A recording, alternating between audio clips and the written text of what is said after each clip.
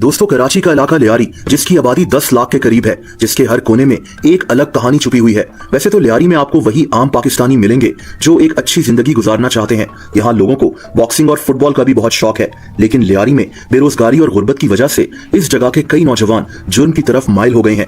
दोस्तों, ये कहानी भी एक ऐसे ही आदमी की है। आज से 50 साल पहले इस जगह एक बच्चा पैदा हुआ, सरदार रहमान बलोच, जो बाद में रहमान डकैत के नाम से मशहूर हो गया।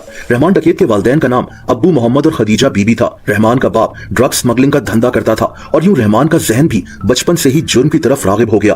दोस्तों, कहते हैं कि रहमान ने अपना पहला जुर्म 13 साल की उम्र में किया, जब इसका अपने पड़ोसी से झगड़ा हो गया। एक मामूली सा झगड़ा, लेकिन रहमान ने इस आदमी पर चाकू के वार कर दिए।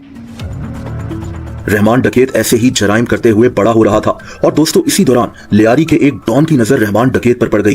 इस डॉन का नाम हाजी लालू था। असल में उन दिनों लियारी में 2 डॉन्स बहुत मशहूर थे, दाद मोहम्मद और हाजी लालू। ये दोनों ड्रग स्मगलिंग और भत्ताखोरी वगैरह करते थे। इन दोनों ने लियारी में अपने अपने इलाके बांटे हुए थे। हाजी लालू ने जब रहमान डकैत को देखा तो इसको लगा कि ये लड़का इसके गैंग के लिए बहुत काम आ सकता है और तभी इसने रहमान डकैत को अपने गैंग में शामिल कर लिया।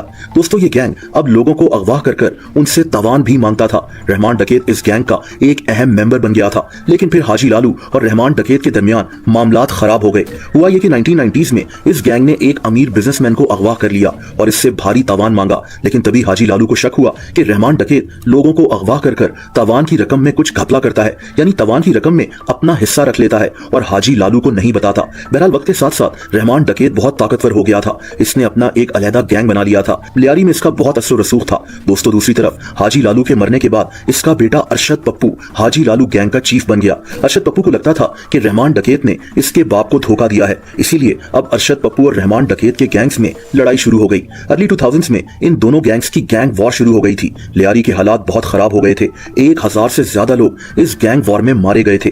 दोस्तों, इसी दौरान एक और किरदार भी इस कहानी में शामिल होता है। इसका नाम उजैर बलोच था। हुआ ये कि 2003 में अरशद पप्पू ने उजैर बलोच के वालिद फैज बलोच को अगवा कर लिया था। फैज बलोच एक लोकल ट्रांसपोर्टर था। अरशद पप्पू ने इसको अगवा कर इस बुरी तरह से मार दिया कि लियारी कांप उठा। इसने फैज बलोच की लाश के टुकड़े कर इसको गधा गाड़ी पर पूरी लियारी में घुमाया और बाद में इन टुकड़ों को आग लगाकर गटर में फेंक दिया। उजैर बलोच अब अपने बाप की मौत का बदला लेना चाहता था और तभी इसने रहमान डकैत से राब्ता किया। अरशद पप्पू का दुश्मन उजैर बलोच रहमान डकैत के गैंग में भी शामिल हो गया। इसके पास बहुत पैसे थे और ये अब सिर्फ अपने बाप का बदला लेना चाहता था। दोस्तों, अगले 6 साल तक लियारी इसी गैंग वॉर का शिकार रहा। लियारी के हालात बहुत खराब हो गए थे।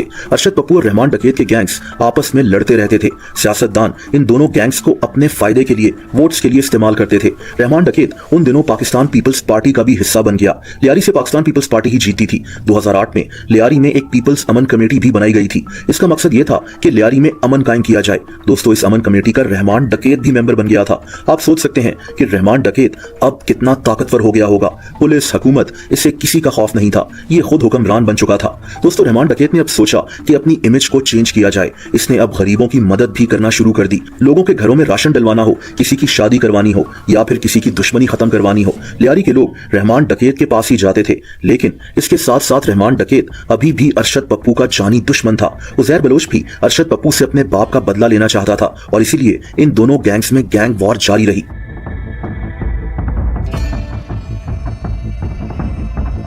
दोस्तों, लियारी के हालात खराब थे। मीडिया का प्रेशर बढ़ता जा रहा था और तभी फैसला किया गया कि लियारी को इस गैंग वॉर से छुटकारा दिलाया जाएगा। इसीलिए इसकी जिम्मेदारी कराची के मशहूर police officer, encounter specialist Chaudhary Aslam को दे दी गई।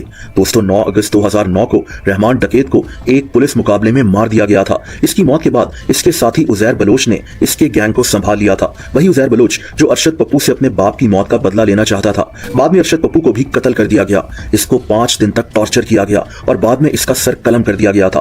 उजैर बलोच को भी गिरफ्तार कर लिया गया था और ये आज भी जेल में मौजूद है।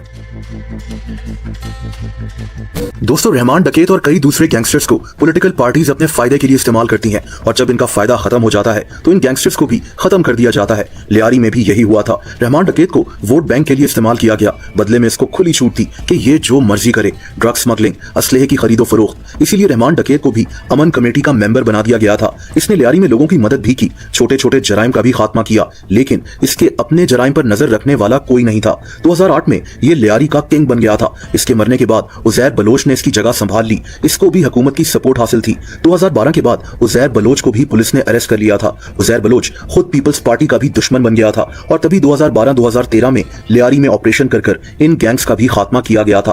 2017 में लियारी के एक और मशहूर गैंगस्टर बाबा लाडला को भी शूट आउट में मार दिया गया था। लेकिन इन गैंगस्टर्स को सपोर्ट करने वाले ताकतवर लोगों का एहतसाब कौन करेगा, ये सवाल मैं आप पर छोड़ता हूं।